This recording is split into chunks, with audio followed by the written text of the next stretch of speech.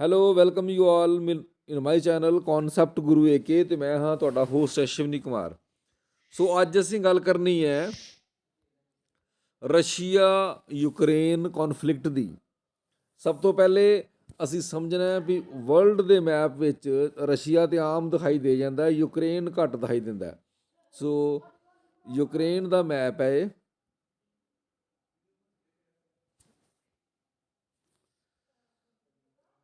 Russia ਦੇ ਲਾਗੇ ਹੀ ਬਿਲਕੁਲ ਯੂਕਰੇਨ ਪੈਂਦਾ ਵਾ, ਅਤੇ ਇਹ ਪਹਿਲਾਂ 1991 ਤੋਂ ਪਹਿਲਾਂ ਇਹਦਾ ਪਾਰਟ ਹੀ ਸੀ। ਜਿਹੜਾ ਯੈਲੋ ਵਾਲਾ ਹਿੱਸਾ ਵਾ ਇਹ ਸਾਰਾ ਹੀ ਯੂਕਰੇਨ ਦਾ ਵਾ, ਠੀਕ ਹੈ ਜੀ। ਸੋ ਇਹ ਵੀ ਹਿੱਸਾ ਵਾ।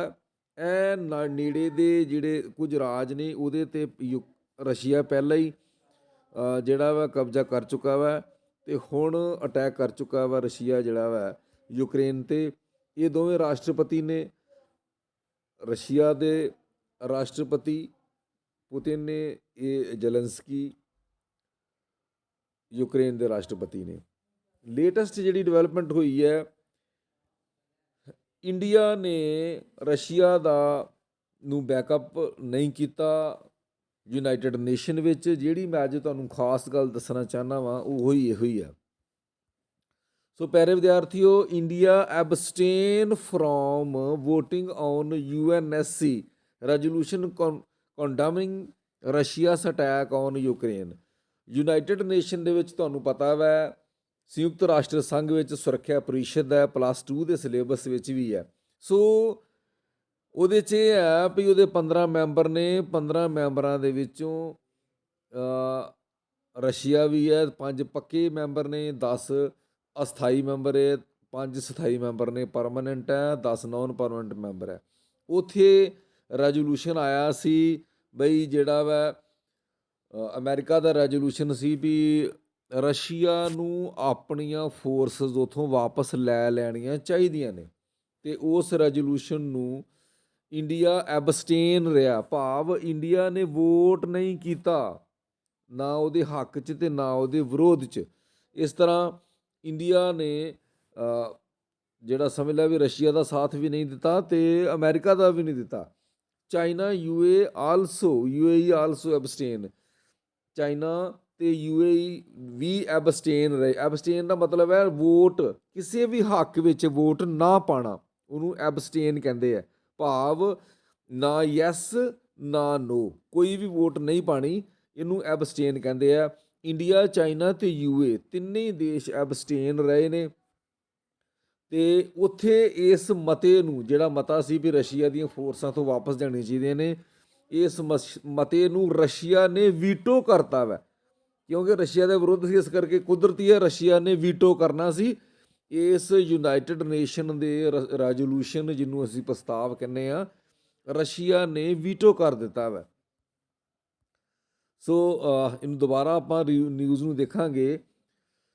USA ਇੱਥੋਂ ਦੇਖਦੇ ਹਾਂ।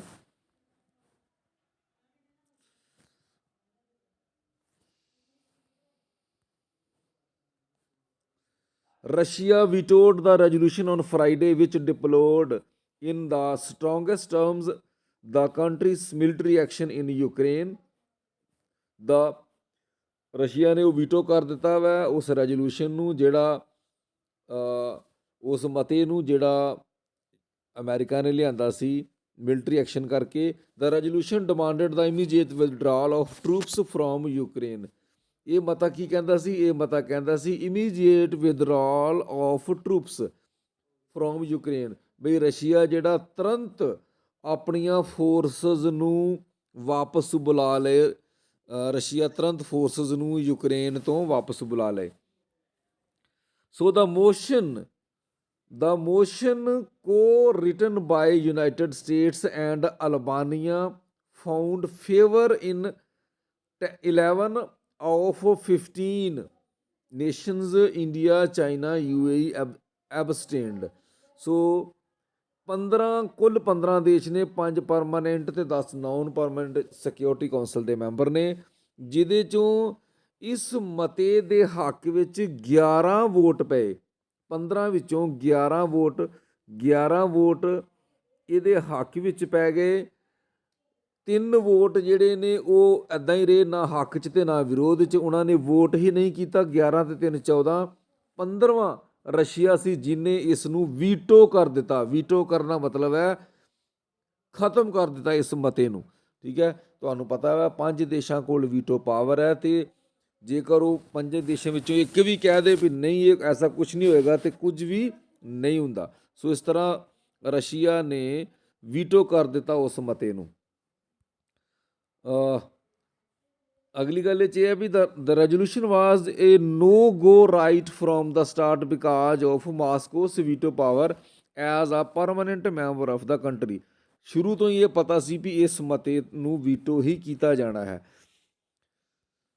US ambassador to the United Nations Linda Thomas Greenfield said after the veto vote, ਇਸ VOTING ਤੋਂ ਬਾਅਦ ਅਮਰੀਕਾ ਦੇ ਰਿਪਰੈਜ਼ੈਂਟੇਟਿਵ ਲਿੰਡਾ ਥਾਮਸ ਗ੍ਰੀਨਫੀਲਡ ਨੇ ਕਿਹਾ ਵੈ, let me make one thing clear, Russia you can not veto this resolution, you can veto this resolution, ਤੁਸੀਂ ਇਸ ਮਤੇ ਨੂੰ ਵੀਟੋ ਕਰ ਸਕਦੇ ਹੋ, but you can not veto our voice, ਤੁਸੀਂ ਸਾਡੀ ਵਾਇਸ ਨੂੰ ਵੀਟੋ ਨਹੀਂ ਕਰ ਸਕਦੇ।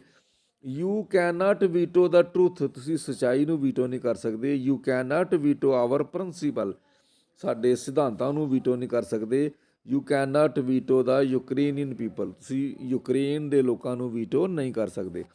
ਸੋ ਇਹ ਅਮਰੀਕਾ ਦਾ ਵਿਊ ਪੁਆਇੰਟ ਹੈ ਜਿਹੜਾ ਉਹਨਾਂ ਦੇ ਰਿਪਰੈਜ਼ੈਂਟੇਟਿਵ ਲਿੰਡਾ ਨੇ ਰੱਖਿਆ। ਸੋ ਇੰਡੀਆ ਦਾ ਵਿਊ ਪੁਆਇੰਟ ਜਿਹੜਾ ਵਾ, ਵੈਸੇ ਯੂਕਰੇਨ ਨੇ ਇੰਡੀਆ ਦਾ ਕਦੇ ਵੀ ਸਾਥ ਨਹੀਂ ਦਿੱਤਾ। ਰਸ਼ੀਆ ਨੇ ਕਈ ਵਾਰ ਇੰਡੀਆ ਦਾ ਸਾਥ ਦਿੱਤਾ ਵੈ, ਪਰ ਹੁਣ ਯੂਕਰੇਨ ਦੇ MP ਮੈਡੀਕਲ ਏਡ ਮੰਗ ਰਹੇ ਨੇ ਇੰਡੀਆ ਕੋਲੋਂ, ਕਿਉਂਕਿ ਉਹ ਕਹਿ ਰਹੇ ਨੇ ਯੂਕਰੇਨ ਦੇ MP ਸੋਫੀ ਫੇਡੀਆਨਾ, ਜਿਹਦੀ ਫੋਟੋ ਹੈ, has sort pharmaceutical aid from India and added, ਤੇ ਉਹਨੇ ਕਿਹਾ ਵੈ Ukraine needs not just weapon support but also psychological help. ਇਹਨਾਂ ਕਿਹਾ ਵੀ ਸਾਨੂੰ ਮਨੋਵਿਗਿਆਨਕ ਮਦਦ ਵੀ ਚਾਹੀਦੀ ਹੈ, ਹਥਿਆਰਾਂ ਦੀ ਤੇ ਚਾਹੀਦੀ ਹੈ। They are killing peaceful Ukrainian, ਸ਼ਾਂਤਮਈ ਯੂਕਰੇਨ ਦੇ ਲੋਕਾਂ ਨੂੰ ਮਾਰ ਰਹੇ ਨੇ। I beg all Indian politicians to protect human rights or sovereign country, ਇੱਕ ਸੁਤੰਤਰ ਦੇਸ਼ ਦੇ ਮਨੁੱਖੀ ਅਧਿਕਾਰਾਂ ਦੀ ਰੱਖਿਆ ਕਰਨ ਲਈ ਸਾਡੀ ਮਦਦ ਕਰੋ। ਸੋ ਪਿਆਰੇ ਵਿਦਿਆਰਥੀਓ, ਬੇਸਿਕਲੀ ਇਸ ਕੌਨਫਲਿਕਟ ਵਿੱਚ ਰਸ਼ੀਆ, ਇਹਦੇ ਕੌਨਫਲਿਕਟ ਵਿੱਚ ਤੁਹਾਨੂੰ ਆਪਾਂ ਸਿਰਫ 2-3 ਗੱਲਾਂ ਸਾਹਮਣੇ ਲਿਆਉਣੀਆਂ ਸੀ। ਪਹਿਲੀ, ਇਹ ਰਸ਼ੀਆ ਨੇ ਯੂਕਰੇਨ 'ਤੇ ਹਮਲਾ ਕੀਤਾ, ਉਹਦਾ ਗੁਆਂਢੀ ਦੇਸ਼ ਹੈ, ਪੁਰਾਣਾ ਦੇਸ਼ ਸੀ, ਉਹਦਾ ਸਾਥੀ ਸੀ, ਪਹਿਲਾਂ ਹੀ ਰਹਿੰਦਾ ਰਿਹਾ ਵਾ। ਪਰ ਹੁਣ ਨਾਟੋ ਦੇ ਜਿਹੜਾ ਯੂਕਰੇਨ ਦਾ ਨਾਟੋ ਵੱਲ ਝੁਕਾਅ ਹੋਣ ਕਰਕੇ ਇਹ ਗੱਲ ਹੋਈ ਹੈ।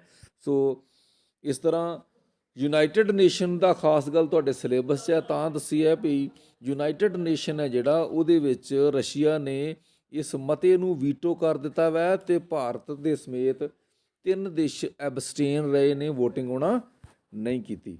So thank you very much, ਬਹੁਤ ਬਹੁਤ ਧੰਨਵਾਦ ਵੀਡੀਓ ਵੇਖਣ ਲਈ। ਕੁਝ ਇੱਕ ਜ਼ਰੂਰ ਤੁਹਾਨੂੰ ਆਈਡੀਆ ਜ਼ਰੂਰ ਆਇਆ ਹੋਏਗਾ ਸੰਯੁਕਤ ਰਾਸ਼ਟਰ ਸੰਘ ਦੀ ਸੁਰੱਖਿਆ ਪਰਿਸ਼ਦ ਵਿੱਚ ਕਿਵੇਂ ਦੇਸ਼ ਜਿਹੜੇ ਨੇ ਪੋਲਿਟਿਕਸ ਕਰਦੇ ਨੇ, ਜਿਹਦੇ 'ਤੇ ਹਮਲਾ ਹੁੰਦਾ ਆਪਣੇ ਉਹ ਬਚਣਾ ਚਾਹੁੰਦਾ, ਅਤੇ ਦੂਜਾ ਦੇਸ਼ ਜਿਹੜਾ ਵਾ ਉਹ ਆਪਣੀ ਤਾਕਤ ਦੀ ਵਰਤੋਂ ਕਰਦਾ ਵਾ, ਕਿਵੇਂ ਵੀਟੋ ਕਰਦਾ ਵਾ। ਥੈਂਕ ਯੂ ਵੈਰੀ ਮੱਚ, ਬਹੁਤ ਬਹੁਤ ਧੰਨਵਾਦ, ਸ਼ੁਕਰੀਆ। Keep watching concept Guru AK। Thank you.